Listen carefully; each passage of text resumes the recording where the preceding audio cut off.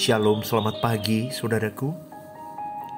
11 Mei 2024, renungan suara kebenaran dengan tema Harga Mengiring Tuhan. Coba kita camkan dalam diri kita. Sebenarnya banyak orang Kristen yang belum mengerti atau tidak mau mengerti harga kemuliaan, nilai kemuliaan yang Allah miliki, saudaraku. Kemuliaan Allah itu sungguh tidak terhingga. Tetapi banyak orang yang tidak menghargai Allah dengan patut. Mungkin juga sebagian kita belum menghargai Allah dengan patut. Padahal Allah itu nilai di atas segala nilai, saudaraku. Bagaimana kita bisa tahu apa indikator, apa petunjuk seseorang, atau kita mungkin belum menghargai Tuhan dengan patut? Sederhana saudaraku, dan ini mutlak benar. Ketika kita tidak berani melepaskan apapun yang menjadi kesenangan kita, ambisi, nilai diri, harga diri, perasaan kita, berarti kita belum menghargai Tuhan dengan patut, saudaraku. Oleh sebab itu kita harus bisa hidup setiap saat di hadirat Allah. Jadi bukan hanya pada waktu kita ada di dalam ruangan doa atau pada waktu kita melakukan kebaktian di ruang ibadah di mana kita begitu menghargai hadirat Tuhan. Melainkan seharusnya juga setelah kita keluar dari ruangan ibadah, kita tetap ada di dalam hadirat Tuhan. Jadi sementara kita melakukan berbagai kesibukan, kita dapat selalu menyatu dengan Tuhan. Dan ini tidak mudah, saudaraku. Kita sering tidak jaga mulut, kita tidak jaga sikap karena sudah terlalu lama kita liar dalam menjaga hidup ini. Kita merasa memiliki diri kita sendiri, kita sembrono dengan hidup kita. Apa yang kita pandang menyenangkan, itulah yang terus kita upayakan untuk kita capai. Apa yang kita pandang akan membuat kita terhormat, itulah yang kita perjuangkan. Betul gak saudaraku? Itu yang terjadi dalam hidup kita. Kita seringkali mengejar hal-hal yang membuat kita bernilai di mata manusia. Kita berjuang di situ mati-matian. Kita sudah terlalu rusak, saudaraku. Jadi sebenarnya kalau kita bersumpah, berjanji untuk hidup suci, meninggalkan kesenangan dunia, itu standarnya memang harus begitu, saudaraku. Dan itu tidak ekstrim atau tidak berlebihan, itu wajar. Bukan sesuatu yang berlebihan, sesuatu yang fanatik, tidak. Memang harus begitu adanya.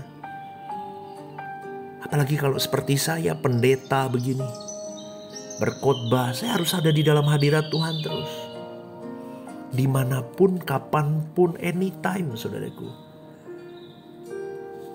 Jadi tidak ada ruangan atau waktu di mana saya keluar dari kawasan Tuhan. Jadi jangan sampai meleset. Engkau dan saya tidak boleh meleset, saudaraku. Meleset kita mungkin bukan tindakan yang seperti mencuri, berzina, membunuh, tidak. Tetapi meleset itu karena satu kata yang kita ucapkan itu salah. Satu ide keluar dari hati kita, pikiran kita yang memang jahat, itu bahaya, saudaraku. Intrik ya, kalau boleh dikatakan, penuh dengan intrik. Itu ketidaktulusan, kebohongan kecil. Aduh, itu karena kita bobrok sampai kita tidak mengenali bahwa itu salah. Dan kita selalu bertopeng, saudaraku. Itu penipuan, ketidaktulusan, dan itu hanyalah diplomatis di dalam kata-kata semata. Itu orang Kristen sering lakukan. Apalagi pendeta seperti saya. Waduh, gampang, saudaraku. Jadi kalau kita nanti berhadapan dengan Tuhan, Sang Pemilik jagat raya ini, kita baru tahu bahwa betapa tidak berharganya kita, saudaraku. Coba Anda lihat, nggak usah lihat alam semesta ini deh.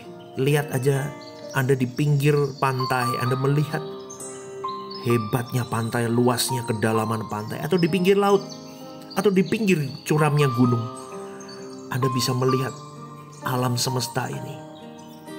Wow, luar biasa, tidak terbatas. Itu baru sebagian kecil. Coba Anda bayangkan, di mana kita tinggal di bumi ini, masih ada jagat raya planet yang begitu luas, begitu besar, maha besar. Lalu siapa kita di mata Allah sebetulnya? Apa yang kita sombongkan selama ini? Banyak orang yang hari ini terhormat, punya jabatan, terkenal, dikenal orang banyak. Lupa ada yang lebih terhormat daripada dirinya. Kita pun bisa loh saudaraku begitu. Lupa ada yang lebih terhormat dari kita. Kalau kita lebih dari orang lain di sekitar kita, itu potensi untuk kita dapat menjadi pribadi yang lupa diri, saudaraku. Betul. Lalu bagaimana cara kita memperoleh Tuhan, mendapatkan Tuhan, bersekutu dengan Tuhan? Bagaimana? Hiduplah di dalam hadirat Allah, saudaraku. Caranya bagaimana, Pastor? Begini, saudaraku. Masalahnya adalah bagaimana dengan diri kita masing-masing. Kita mau sungguh-sungguh keluar gak dari kesalahan kita selama ini hidup? Kita mau sungguh-sungguh gak masuk di dalam hadirat Tuhan? Seringkali kita yang sembarangan, karena kita sudah terlalu lama hidup sembrono di hadapan Tuhan. Jadi saudaraku, ingat dimanapun kita berada, apapun gerak-gerik hidupmu, ingat Tuhan ada di situ. Jadi sejatinya kita harus selalu membawa hadirat Tuhan. Maka jangan ada kebencian, percabulan, dendam, ketidaksukaan, niat menyingkirkan orang, jahat, memecah belah, mulut bocor kemana-mana yang gak perlu. Aduh saudaraku, harus penuh dengan belas kasihan kepada orang. Amin saudaraku. Jangan jahat sama orang. Ya, kalau kita hidup di hadirat Tuhan, kita tidak akan dibuat tidak berguna. Tidak mungkin, kita tidak mungkin dipermalukan. Kalau kita pernah di lembah kekelaman, di situ justru kita bisa membuktikan kehadiran Tuhan yang nyata. Dan kita justru dipaksa untuk hidup suci. Kita mau hidup yang sungguh-sungguh bersih. Kita mau selalu di hadirat Tuhan.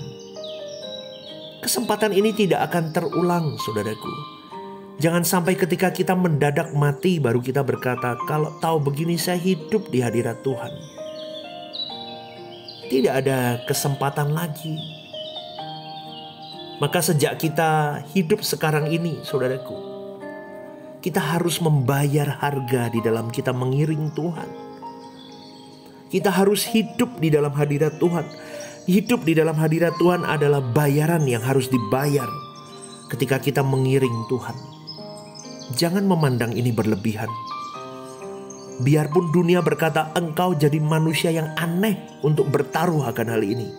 Percayalah saudaraku, apa yang kau pertaruhkan untuk engkau bisa hidup di dalam hadirat Tuhan, itu adalah bayaran yang setimpal untuk hidup kekalmu kelak.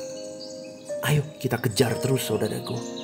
Kita harus benar-benar membayar harga mengiring Tuhan. Selamat berjuang saudaraku. Tuhan memberkati. God bless you.